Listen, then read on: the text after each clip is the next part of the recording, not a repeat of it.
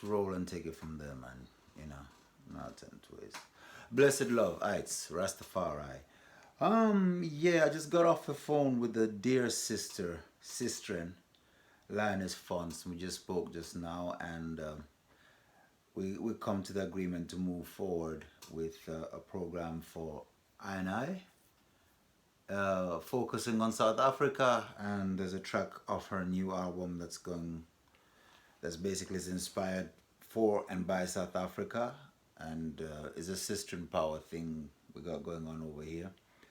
So this is primarily to the sisters in Neisner with the Soup Kitchen, for Soup Kitchen Reggae, but obviously to all the sisters around the world. But this particular thing is specifically for Rasta sistren.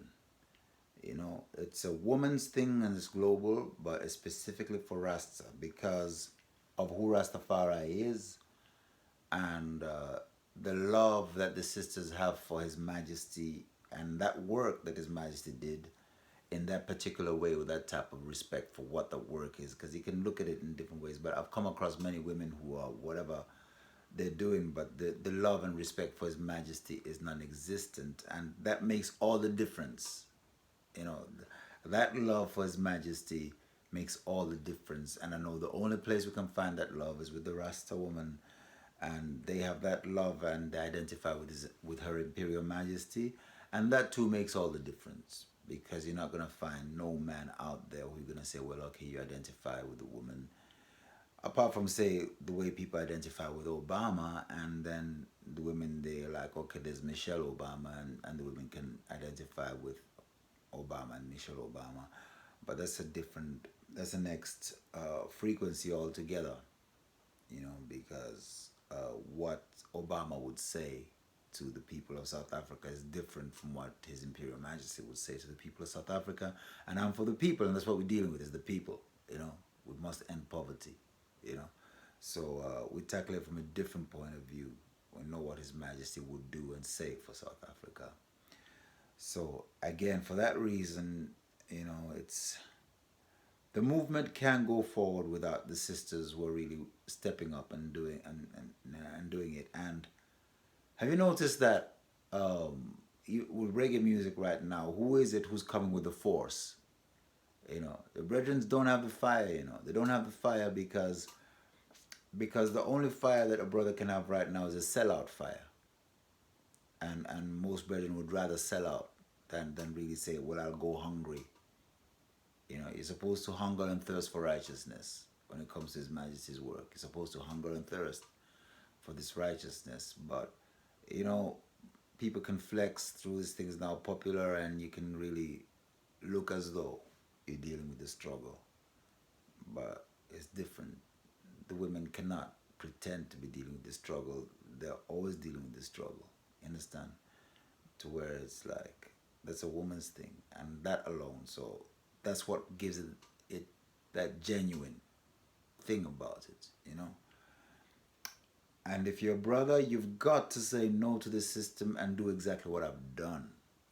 There's 1,000 kilometers below these feet where I'm walking out of choice to do His Majesty's work. A lot of gigs that He did that I've done without pay, because I know that the work comes first, the money later. And I've encountered many people who want to put the money first. I would never say to our people not to put money first, because people must eat. What kind of person would I be if I say that people must not do business and not make money? But at the same time, I would expect the people to know that, look, the way things are set up right now is only a few of us can eat. And I wouldn't want my reggae music to be a thing that makes it possible for me to eat and somebody else not eat. I wouldn't want for my reggae music to be a tool of oppression or a tool of selection, that I am now selected to be amongst those who live that side of town because they happen to be able to deal with this music industry in this way and that way. I don't think there's any excuses anymore, because back in the day, it was only a couple of men who had a studio, a couple of men who had a screen or could make a video like the video I'm making right now. So you had to go through those people You understand? And you had to be segregated against your own people just to get a little bit of bread. You know that. But right now, there's no excuses whatsoever not to set up a business or a structure that's going to make sure that we all rise up. You know, and that type of sense, the response so far in my experience has come from the Rasta woman. You know, the ones who overstand this. The few women who are not Rasta who were on that level of response to say, yeah, let's do this. It looks as though, yes, it can go through, but then you get to a point where it takes you 99% of the way, and then the 1% of the way that they don't take you is what makes the whole thing crash. Then you realize, that's the point you realize that, there's something very specific about the Rasta woman that makes all the difference, because the Rasta woman is not selling out to that image which the other woman is now trying to attain. Let's say the Michelle Obama, Oprah Winfrey image level, that yeah, you made it within the framework of your oppressor, and that's good enough. No, the Rasta woman is about to say, now move away the structure of the oppressor, because why must we excel within a structure that keeps us down? That's the sense that you would get from a Rasta woman. And that's the sense you'd get from any Rastafari who's serious about Rastafari. Why I must say the woman right now is because I see them. I see them struggling against these things, and I see them struggle against a lot of fuckery which a Rasta woman, a Rasta man not supposed to make his woman go through. You understand? Now these things have to be talked the way I talk it, because it's a reality, and I have a mother, and you know what I'm saying, I have a daughter, so it's a reality. And if I talk about humanity, the woman is half the humanity, so you know I can't just be dealing with half the humanity. I got to deal with everybody, so that means I've got to really deal with women, you know, in the sense of like we're serious about this. So that's why we put together Cool Mom Records and everything. Anyway, now I should be done with the preaching and get to the points on this video, because I'd like for the sisters to kind of like respond. If they feel that there's a fire within this, I'd like for the sisters to respond and to move real fast, because time is of the essence right now. So I just wanted to give the sisters a bit of my word sound so they see where I'm coming from. And you can call me up and ask questions anytime, whatever. But we got walk the talk, the explanation for that. There is a handbook that explains them, but I just give it my word sound for it so you get it directly. Walk the talk is actually the walk. As I walk, there's going to be a whole lot of talking, community talking, meeting and talking. So that's walk the talk. Next up, Zanzibar. My lawyer within Cool Mom Records is based in Zanzibar, and would like to have an annual general meeting in Zanzibar every year at the 8th of March, which is the International Women's Day. So every day we'd like for people to kind of like get ready to go to Next Up Zanzibar, and we'd like for women to come for the annual general meeting for Cool Mom Records. Soup Kitchen Reggae is what I call an initiative started by the sisters, the Rasta sisters in Nice, South Africa at the moment, and they're feeding a lot of people in the community. And through the soup kitchens, I call it Soup Kitchen Reggae because we want to engage reggae musicians in financing these soup kitchens. Then you got Cool Mom Records. That's at the moment it's a one-man record company registered in my name at the moment, but I'm looking to expand it, and to expand it especially through the annual general meetings in Zanzibar, so I can let the women know that this record company is being designed for all the sisters and all the women to meet the needs of women in the industry and women who support them outside the industry as well. So that's Cool Mom Records. They got the $10 billion plan. That is the plan against immigration when you're on this side of the Mediterranean, and emigration when you are on the African side of the Mediterranean. But it is the one that is basically written to Angela Merkel, the Chancellor of Germany, and we basically are putting forward proposals for structures to make sure that we are able to keep our people in Africa, you know, to be of use in Africa instead of them emigrating. So we need a $10 billion plan for that. 100% employment is our goal, and we can achieve it through the socioeconomic structure that we've been developing over the last 20 years. And that is a rallying call. Basically, it's a human right to work, it's a divine right to work. So we say 100% employment, and there's plenty of work. A lot of work could be planting trees and cleaning the ocean so we can employ everybody. And Jah is the employer. From you're born, Jah has employed you. So there ain't no such thing as unemployment, you know. How could Jah make anybody who's unemployed? Everybody who's born into this world is employed by Jah. Understand? Jah employ you for work. And the biggest work you can ever do in this world is Jah works.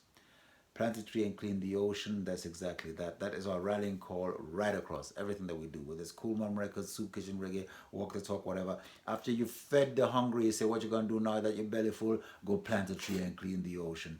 You know what I'm saying? After you've empowered the woman in Cool Mom Records, now that you got power, what you gonna do? Go plant a tree and clean the ocean. Because we want to connect people to the original work of why Jah made mankind, or womankind, or humankind to be custodians of the planet. You see what I'm saying? So we'd like that, and that feeds into 100% employment as well. You see? So we don't want anybody to feel like they're of no use. You have plenty use. In fact, you're needed to plant trees and clean the ocean. Zisakuduse, it's a Malawian word that means don't let things pass you by. And that's a message to my people in Malawi, that all these things that we're preparing, don't let them pass you by. Don't let opportunity pass you by. And that is an organization that we are going to establish in Malawi. And we got huge plans for that. And you can get deeper into it. Basically, we want to have a Sakuduse Planet Festival. That's basically we want to tour the festival around in the world and let the Sakuduse be owned by our Malawian people, so that they have international revenue, foreign revenue coming into the country. So those are the guidelines along which we'd like to build a constitution, how these things would function, how they can spread out. I forgot to put on Big Spliff the movie. It's very important. That's for America, because of the prison industrial complex in America, which is a $94 billion industry. So you can imagine how much money they make from putting black people in prison. That's why you have got quotas of imprisoning black people. That's the whole thing that we call the war on drugs and everything. It's all just to get cheap labor, enslavement basically. And so to counter that, we are making a movie and a movie industry that is basically going to be owned by all people on the same basis as Cool Mom Records and Zisakuduse. But now we're talking about our incarcerated nation in the USA. And we call it Big Spliff the movie, basically looking at the fact that so many of them are in there for 20 years of prison, 20 years of prison for one little spliff. And right now, at the same time, all the privileged white people are making millions and billions of dollars off of weed now that it's been legalized.